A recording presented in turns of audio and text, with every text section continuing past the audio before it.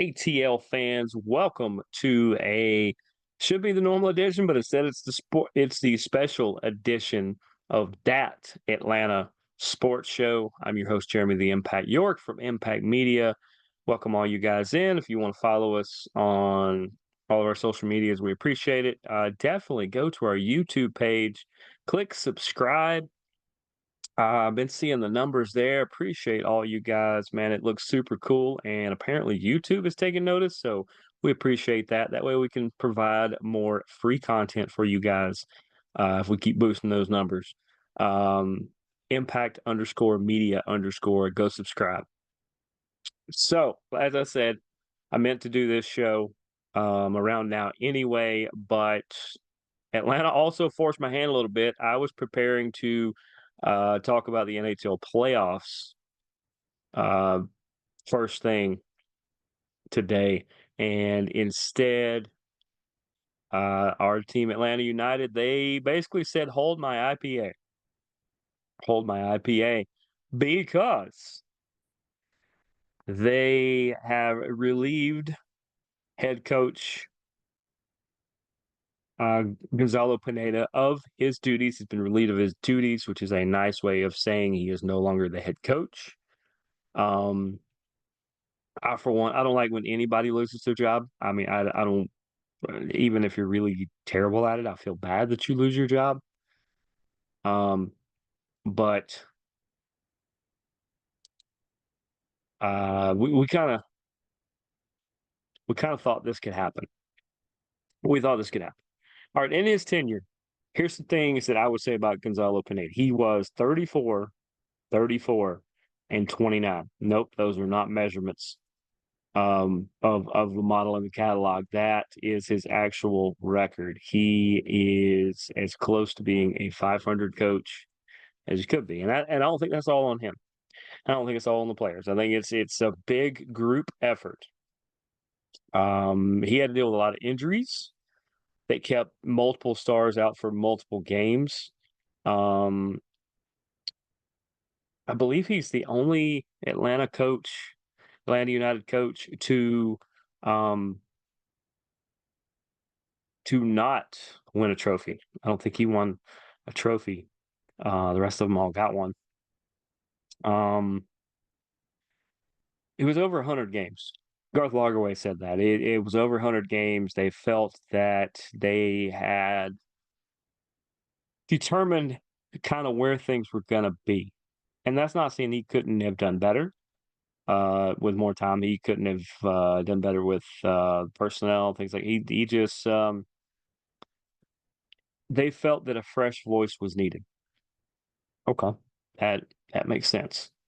A fresh voice. You know, sometimes that happens. Sometimes you swap managers out. Sometimes you do different things like that. You put different people in different positions to kind of pep everybody up, not to scare everybody. That's not what Garth Lagerwey is trying to do here. He's not trying to put everybody on notice, like ship up or ship out. That's not the way Garth operates. Go back and look at any of the things he's done up until now. Um, but some of the things here's some of the things I noticed and some of the things I picked up from those Atlanta media people that I trust that cover the team better than anybody. Um, he stayed in his tactics very often. If the strategy was to build from the back, even if you would have had three Brooks Lennons and three GGs in the game, which would promote you to that. If you have that sort of skill going, then you would definitely not want to build from the back. You would definitely want to play very forward heavy. He would stick to it. And sorry, I'm going to adjust the table here. But he would very much stick to his tactics, even regardless of what the opposing team was doing. Instead of trying to adjust, or if you know Yakamakis is going to be out, if you know that Stian Gregerson is going to be out, or Williams. any of those guys. Well, that would dictate that you can't play the kind of game you want to play. You should probably adjust it a little bit. And it's not that he was pigheaded or stubborn and he was stuck in his ways. It's just no. I think he believed in his system, and in theory, with everybody healthy, we saw what this team can do. There was a lot of times, and when you had a full squad, you didn't have anybody playing in a different tournament for their country or for other things here and there. You saw what this team could do, and I think Garth Lagerwey just realized we need to do something different. We can't keep doing the same thing and expecting different results. That's the definition of insanity. You guys know that. We say it a lot on this show. So they relieved Pineda of his duties. Um, make sure I get the name right because I know his last name. There it is. Rob Valentino.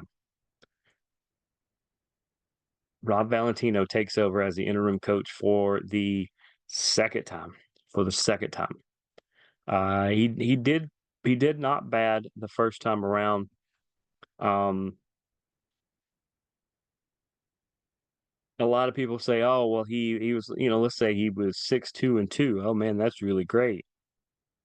Let's think about when he took over. I want to give Rob a lot of credit because he is that coach. They kept him around because he's that kind of coach. He's been the assistant coach twice now.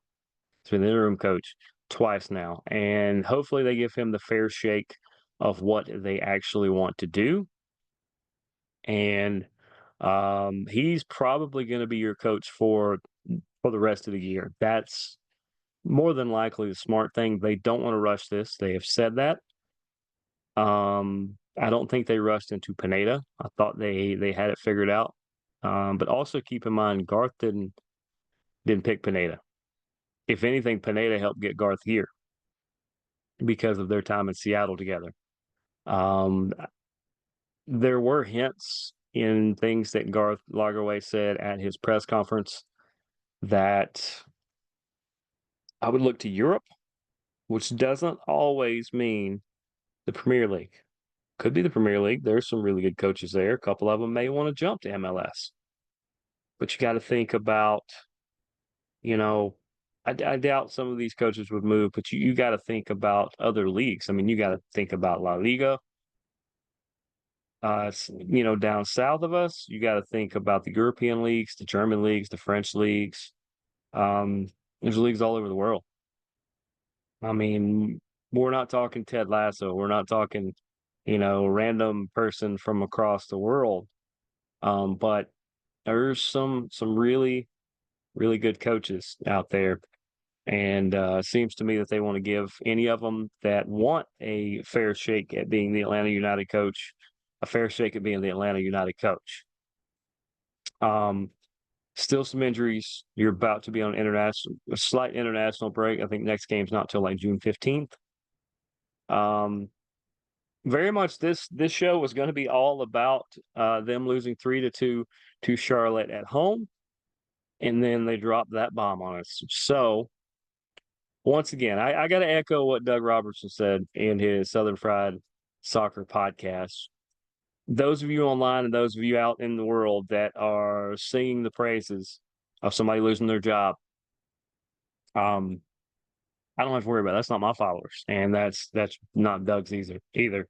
But if you see those people, if you know those people, they're telling you who they are.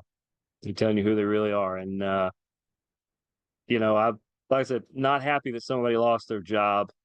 Unfortunately, that's probably what needs to happen or what needed to happen here in order for the squad to move forward. We do have the trade window coming up, the transfer window coming up. And could there be some moves made? Sure. Giakoumakis to Cruz Azul to Club America. This is like Justin Fields to the Falcons. And since this was normally a Falcon show, we're not even going to get into the Falcons tonight. There's not much going on. We're going to save that for next week because I got some stuff I want to share with you guys later. but one of this centered around United for the obvious reason. But those rumors are mostly fans trying to speak it into existence. There might be a little bit of interest there. I'm sure there is, but at the same time, there's not there's not a credible journalist out there that's reporting this. They're not, because there's not much to it. Everybody's like, "Oh, this rumor's grown legs." Unless you glued them on there yourself.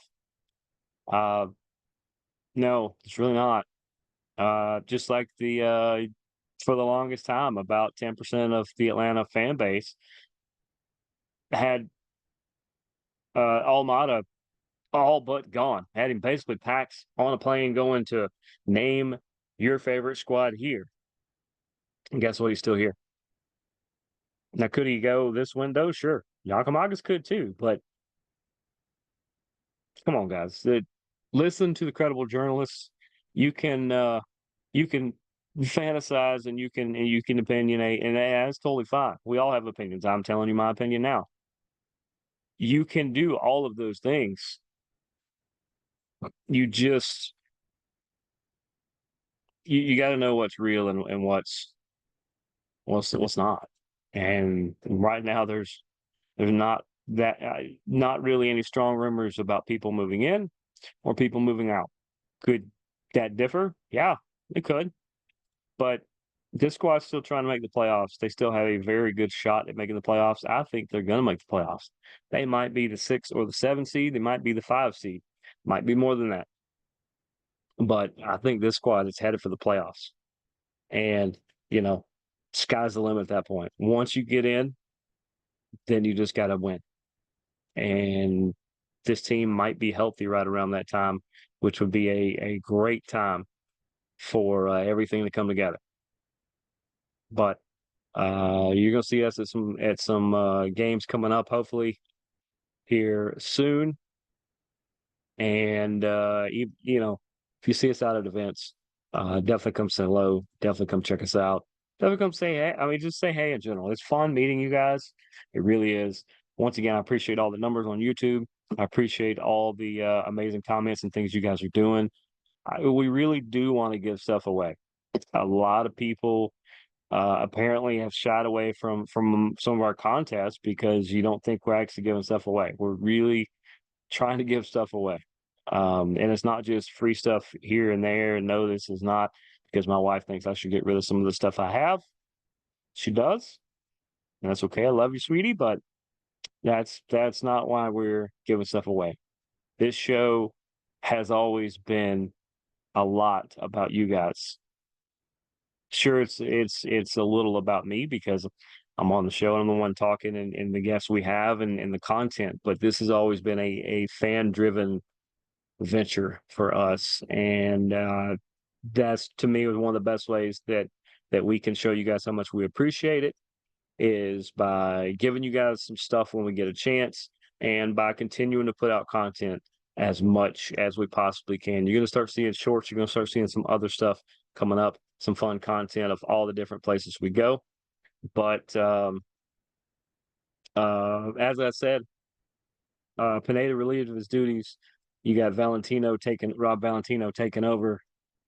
Garth Lagerway said this it's not a rush of a project.